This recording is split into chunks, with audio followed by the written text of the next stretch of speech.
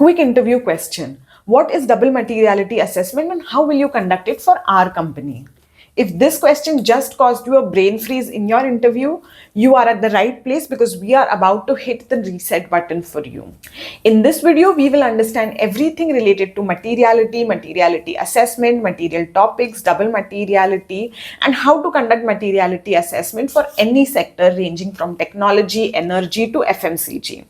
And if you must be wondering why materiality is such an important topic, hey, because materiality assessment is asked in every other reporting framework, right? From GRI, CSRD, the SASB industry standards, the main gist of it is the material topics identified for different industries. And even BRSR requires you to disclose on material topics. So materiality is not just another framework, it's a very important topic for you to take your ESG career ahead. So watch this full video till the end to understand everything related to materiality and materiality assessment to help crack your next ESG job interview. So let's get started.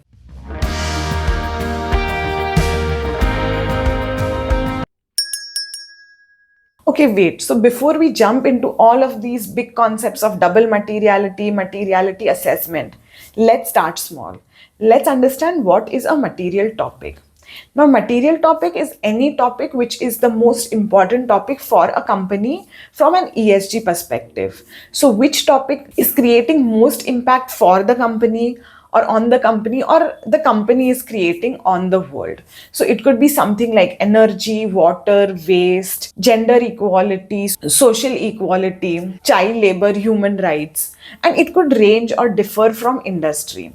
For example, if a company works in a manufacturing intensive sector, if they are manufacturing something like automobiles or any other heavy industry objects, then you think about it, what is something from an ESG perspective that they will require the most? They will require energy in good quantity to be able to run the heavy equipments in the organization. They would require water because a lot of heavy machinery and equipment would require water for its functioning.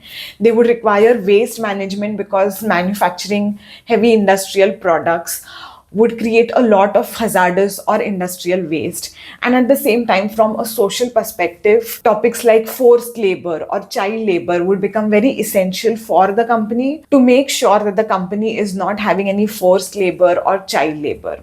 So now these topics which are most important for the company become the material topics of the company. But now I understand. You must be thinking, how does a company identify these material topics? Is there any magic framework or is there any AI tool which will give you the most important topics or the material topics?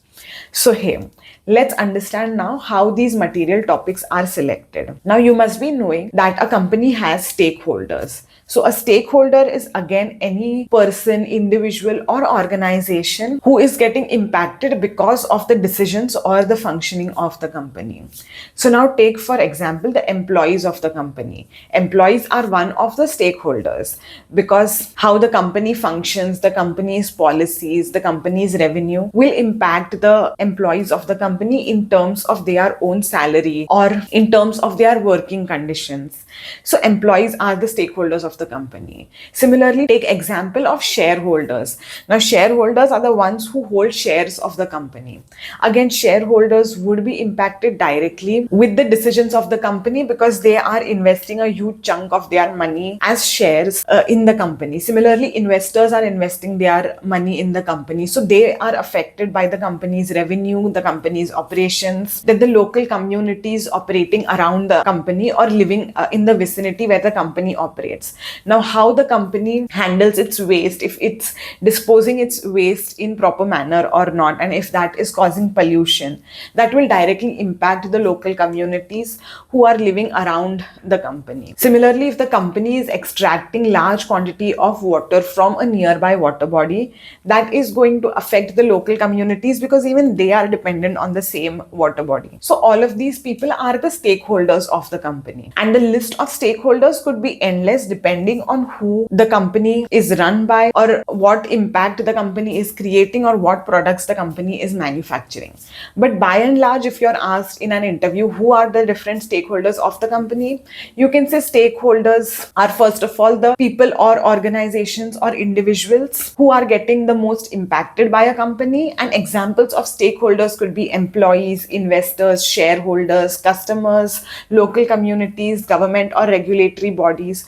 So by and large, you can give these as an example of stakeholders. Now, coming back to our topic of how to identify material topics. Now, material topics are identified by taking the opinion or consulting all of these stakeholders, finding out which topic is most relevant to which stakeholders, and then creating an average of all of the responses that you receive from different stakeholders to identify what topics holistically affect your company, and those topics become the material topics of the company. And again, to identify or finalize the material topics, there is no standard benchmark provided in any frameworks, so it depends completely on the company and its management to set your own benchmark to finalize material topics. So now that we know what are material topics and how materiality assessment is done in consultation with stakeholders, let's move on to what is single materiality and what is double materiality.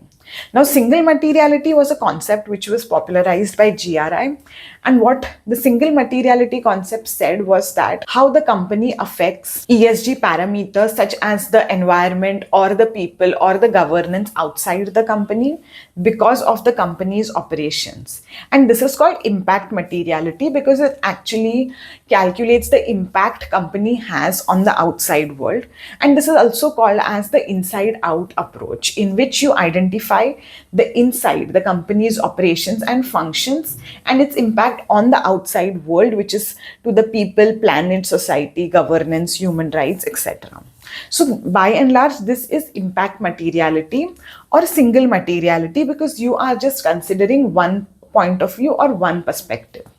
Now, if you add another layer of financial materiality, so here you take into count or consideration what impact the outside world has on the company. So for example, if in the outside world there is climate change, there is increasing pollution, if there are increasing diseases for the people outside, now how will this impact the company? So it can impact the company. First of all, climate change can impact the company, that now there would be less amount of clean water available because of low rainfall. Then if there is a pandemic outside, say there was COVID for so many years, for 2 to 3 years, and people were falling ill, people were dying. So how will this impact the company? So this will impact the company in a way that there wouldn't be employees in good physical condition to work for the company, or the existing employees might be suffering from COVID disease, so they are not in a good condition to work for the company. And all of this by and large at the end of the day affects the financial output of the company, because hey, if employees are not able to work for the company, it affects the production of the company and eventually affects the revenue generation for the company. Similarly, due to climate change, if there is flood in the area where the company operates, again that will stop the functioning of the company and affect the revenue of the company. So this is called financial materiality of how the external environment is affecting the company, that is the inside of the company, and how it is at the end of the day affecting the financial output or the revenue of the company. So this is financial materiality. So now when you apply both of these concepts together, of the inside out and outside in, it is called double materiality. So it's that simple. So now let's understand a step-by-step process to conduct double materiality assessment. So the first step is identifying boundaries. So here you need to identify the boundary of the company, of how many operating sites the company has, how many do you want to consider for your materiality assessment, what are the products or services the company offers, which ones do you want to consider, how many employees does the company have, do you want to consider them, what are the different types of stakeholders for the company, and whom do you want to consider for your materiality assessment, what is the weightage that you you want to give to the opinion of different stakeholders. So by and large, you identify and set a boundary to conduct the materiality assessment and make sure that all of the assessment is done within the boundary and it does not go beyond the scope of the boundary. The second step is to identify a universal bucket of material topics. Now you can identify material topics without even consulting your stakeholders in the first place. All you have to do is look up to different frameworks and identify topics which are relevant for your industry or geography from the already done pre-existing studies. So for example, you can go to SASB standards and identify standards related to your industry and get the pool of material topics from SAS. And then you can keep topping up the list of material topics from different sources. For example, you can look to the annual reports of peer companies and see what are the material topics they have identified for the companies who are operating in similar sector or similar geography, and then again you add all of these topics to your pool of material topics and you create a huge list of material topics. Now the step 3 is to identify the impact each of these material topics will have on your company. So for example, if you have identified energy as one of the material topic for your company from all of your secondary research, then you need to identify the different impacts energy can have on your company. So for example, if your company is an energy intensive organization which works in an energy intensive sector, then probably energy is required for smooth functioning of the company. So that is one impact. The second impact is that energy which is coming from fossil fuels can create negative impact on the environment, such as it can cause GHG emissions, it can cause pollution. And again, if there is some sort of energy coming from renewable sources such as wind or solar, so it can have a positive impact on the company in terms of reducing GHG emissions, but then at the same time, it can also have negative impact such as renewable sources might not always provide smooth and continuous flow of energy, especially if the company is like in a heavy manufacturing sector. So this way, identify all of the impacts, risks, and opportunities related to each of the material topics. Now, step 4 is the scoring criteria. So in step 4, you provide scores to each of the identified impacts for your material topics.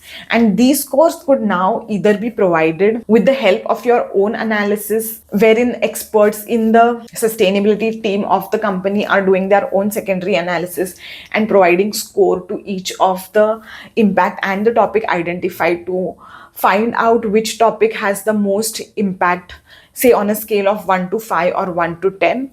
And the second method is to then consult your stakeholders. So you can give out the list of the material topics and impacts to different stakeholders like employees, local communities, shareholders, investors, and tell them to give a score on how important they feel the topic is for the company, both from an inside out and outside in perspective.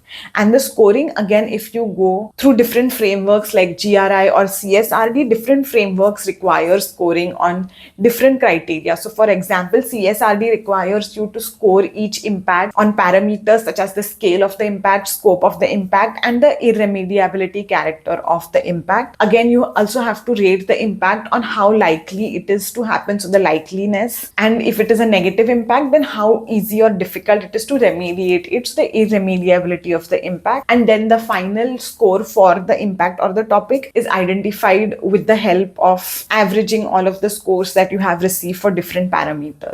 So whichever framework you are following for conducting your materiality assessment, you need to make sure that your scoring criteria matches to the framework provided. Now, step 6 is to find the scores for each of the material topics and impacts identified.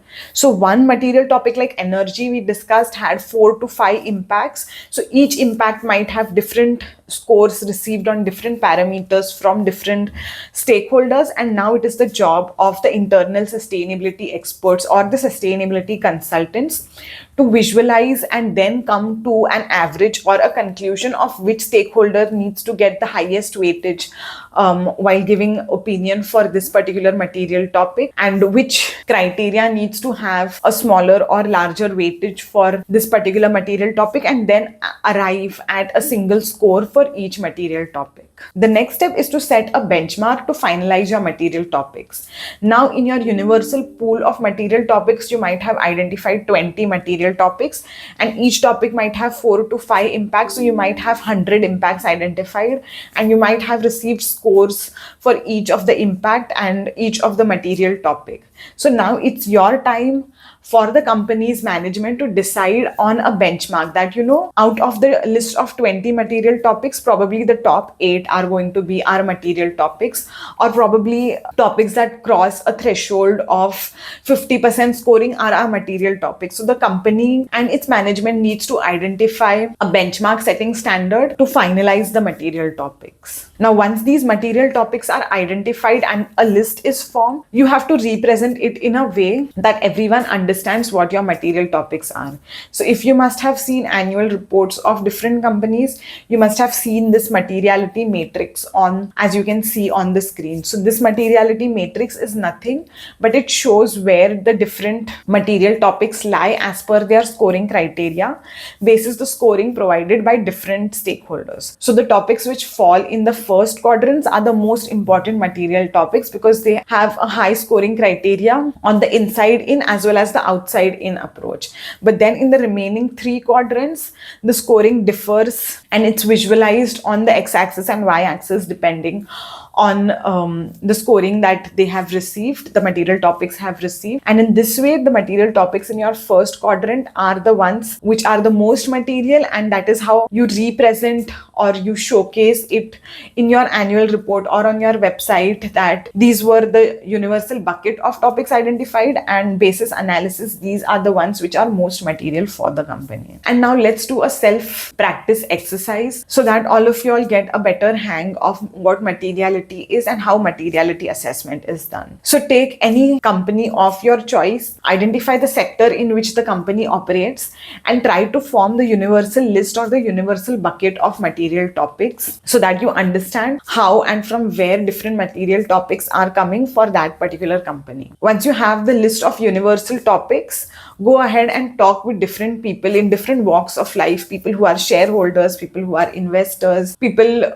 who work in the area around the company, to try and identify which of these topics are affecting them most from the company's perspective, or which topics they feel are affecting the company most. And in this way, you'll understand how a single topic can have different impact on different stakeholders, and you will eventually be able to identify how a material topic is identified by a company. And just as a disclaimer, when you're conducting materiality assessment, or especially double materiality assessment, try not to mix both impact materiality and financial materiality. Keep both of them separate, keep the scoring separate, and try to average out at the end so that you know which type of materiality, impact, or financial is bringing in what type of scores and what type of impact on the company. So I think this is it for materiality and double materiality assessment. I hope you understand the topic better now. And if you have any questions, any comments, do let me know in the comment section below. And do let me know what are some other topics that you would like me to cover. And do watch all the videos on my channel. And till we come back with another topic for your interview preparation, stay impactful, stay Gensustainable. Bye-bye.